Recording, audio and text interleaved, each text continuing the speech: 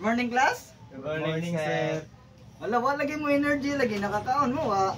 Wa lagi, sir. Wala ano wa man nagkaon nay nga importante man kayo niyang pamahaw. So sige kanang before ta mo proceed sa to ang klase, so kindly please stand and let's have a prayer. So in the name of the Father, the Son, and the Holy Spirit, Amen. Dear Lord, so thank you kay nabot mi diri nga safe o unta tagaan mo guidance sa karon among pabuhaton nga klase. Amen. In the name of the Father, the Son, and the Holy Spirit, Amen. So you may now take your seat. Thank you. So musta man mo? Okay ra, sir. Okay ra ka ha? Okay ra, sir. Okay, sige. So kinsa man ang absent karon? Si Daryl Goro, sir. Si Daryl ra? Naabot si Vincent, sir. Vincent, asam ni sila diya. Diba mga ano nga absent sila? Wala. Wala lagi, sir.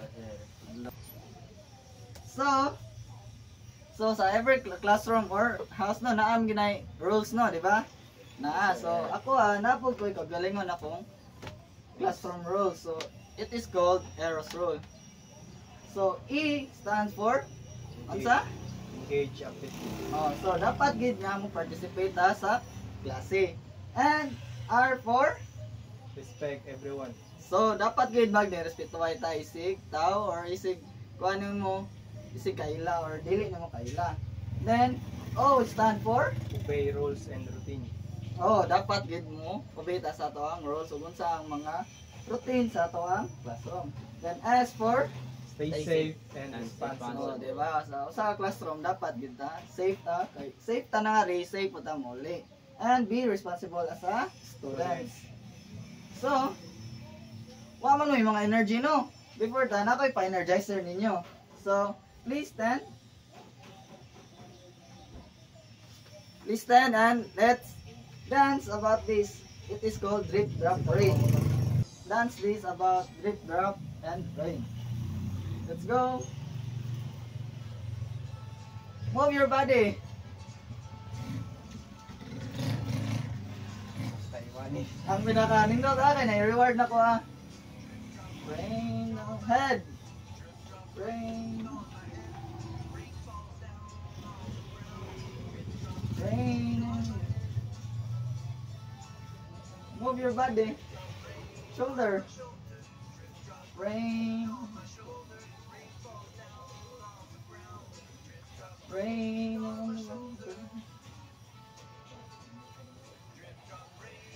Stomach. Stomach. Brain.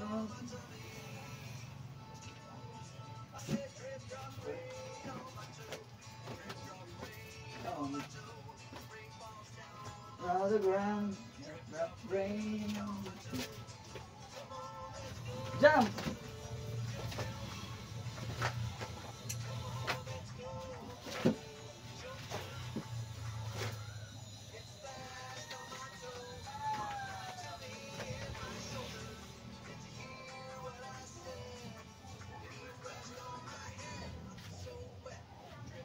Brain, head, the ground, it's a brain.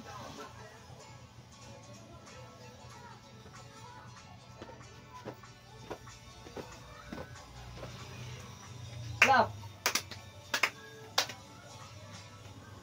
Okay. So you may now take your seat. Thank you, sir. Sige, paningat lang yun, sir. Ha? Pina-energize. Na-energize ka ba sir. Okay, mas nindot na. So, before we proceed our lesson, so, you can recall our last topic. Ikaw, Charles. One, sir, we talk about what are the use of water. Okay, so now what are the use of water? And what would you see in the picture? Hugaw, sir. Hugaw, no. Then, would you drink this water or not? Ikaw, Charles. Dili, sir. Oh. Ngano dili man siya pwede na to noon. Dan Christy. Hugaw siya nga water. Oh, hugaw siya no and makadaot siya sa ato ang lawas. And Nana mo ideya unsa ato ang topic ron? Yes, sir. Oh, nana unsa man? One, if consumable bang water or di? Yes. Very well said, Grabe, Charles.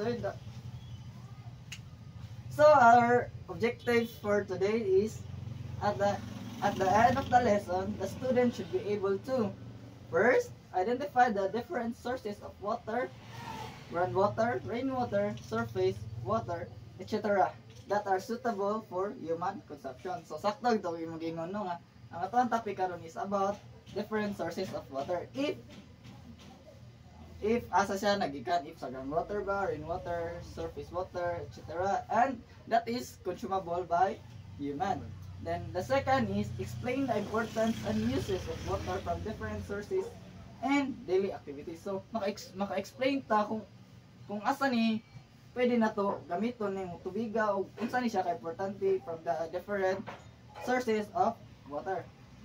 Then, demonstrate precautionary measures with planning activities that involve the use of water to ensure the safety of our students. So, makakuan ta identify nga kanang makahatag ta og mga precautionary ba or mga guidelines lang nga kung unsa, kung for example nata sa falls, kung asa na kanang falls, if kuan ba siya, if pwede ba siya sa mga bata kay basin niya kanang nga tubiga kay kalit nagbaha, mga na dapat natin mga precautionary measure. So, first is the sources and importance of water. So, mo niya ito ang topic karon. Then, first is the surface water. Comes from rivers, lakes, streams, and rainwater. It can be collected but may need treatment. So, kabamon sa niyang kaning rivers, kailan mo sa isa pa? Yes, sir. Okay, laro no, lakes, streams, and rainwater. So, kaning makita na to sa babaw sa crust nga makita ginato is money ang gitawag nga surface water. Then for example is here. Money siya ang surface of water, money ang river or lake. Then the second one is the groundwater. Comes from deep wells or spring. Usually clean but should be still checked. So kaning nga groundwater no is makita ni nato siya sa mga below sa atong ground, or for example anino kay ang kaning deep well. Mao ni siya ang example sa groundwater kay nasa ang tubig nasa sa ilawom sa yuta. Then the third one is the rainwater. Clean if collected properly but may be unsafe if caught in dirty containers. So kaning gitawag nato nga ulan or man yang rainwater. Pwede na to siya ma-consume but it is unsafe gyapon if ang inyong container nga inyong gisawdan is dirty o sakto. Then mao ni siya ang rainwater. Then nga niyo ni siya pag collect sa rainwater. Magkuan mo sa tawag niya sandayong. Then ikuan niyo sa container nga limpyo. Then flood. Last is the flood or stagnant water. Dirty and not safe for drinking. Ano man dabi, ano dili man siya kanang kuan. Dili siya safe imnon. Ikaw Charles, para nimo. Sir, flood sir, hugaw hindi na sir. Oh, hugaw no. So, sa ninyo og kuan, ang kaning flood magudhugaw kay. Then, wata ka ba kanang nga flood is na sa mga kuan, mga diaper, mga ngana, etc. sa mga garbage ba. So, mao nang dili gid siya safe imnon. Oh, dara. No, as you can see in the picture, grabe kayo kahugaw, grabe kayo siya ka-brown ng tubig. Man yang baha, man sa pagkakuha na sa atong bagyong Tino. Diba, hugaw kayo? Yes, sir. Then, I will group you into two. Ano pa dito, generalization. Ay, Di po sir. ano rin ako? Then, so, kabaw na mo noon sa mga different kinds of kanang sources of water.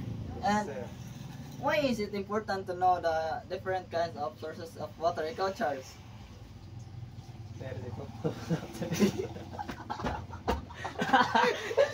Yeah, ano. Unsa to balik ka? Unsa mo puta? Ikaw lang pa. Why is it important to know the different water. sources of water? Ikaw na magsanang gusto yun. Hindi rin mo. Ha? Sige par. So, Hala na yung sa akong tuban par. so, manaman ta sa atong discussion, then I will ask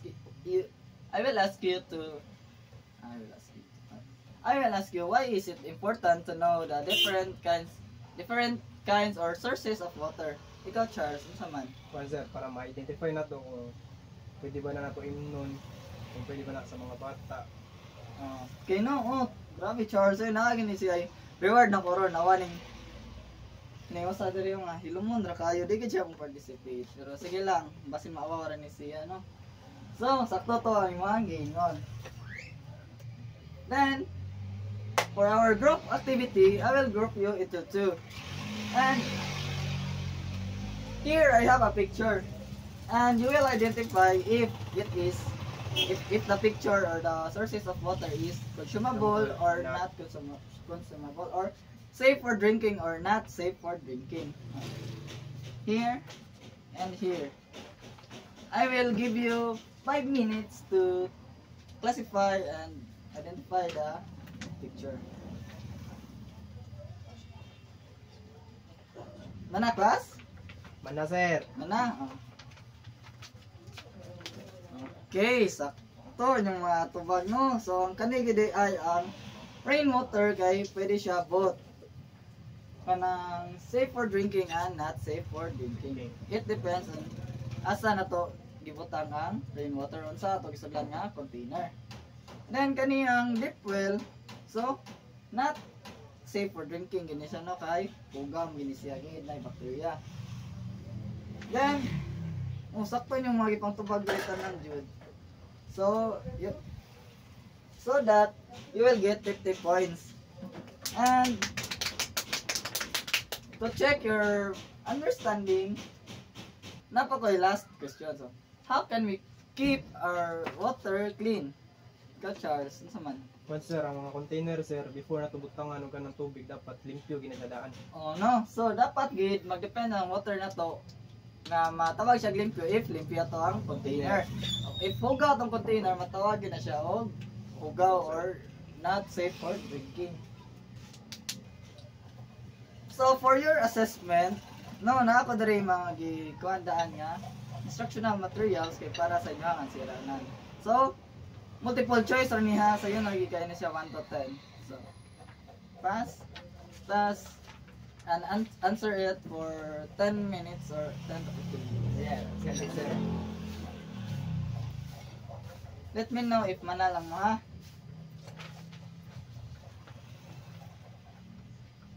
Manami sir. Mana mo? Oh. Look, dali. Ma-checking sa ta.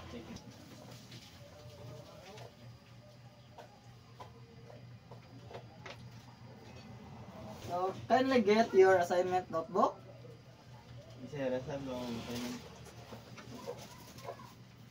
So, mana. So, on your assignment notebook, for your assignment, draw 2 sources of water that your family uses at home.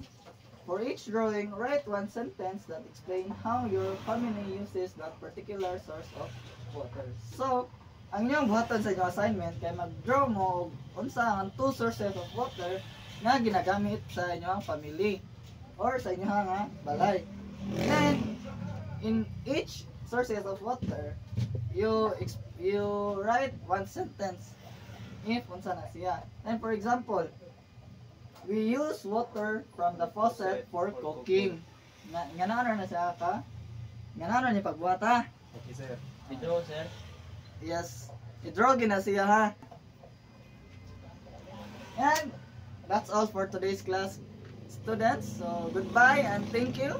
Goodbye and thank you, Sir Eros.